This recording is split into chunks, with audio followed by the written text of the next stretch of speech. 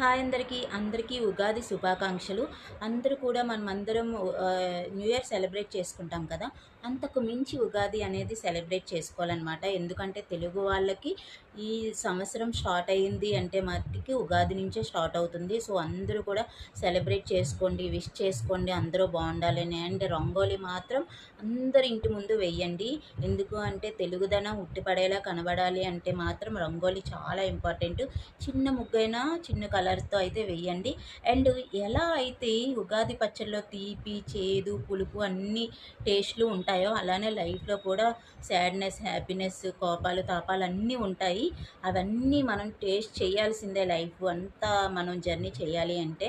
So ఎప్పుడు కూడా ఎక్కడ గివ్ అప్ అవ్వకుండా స్ట్రాంగ్గా ఉండి మొత్తం లైఫ్ని సాధించాలన్నమాట. సో అందరికీ నా తరపున అయితే విష్ చేస్తున్నాను అందరూ బాగుండాలని. సో అందరికీ happy Ugadi once again. Thank you.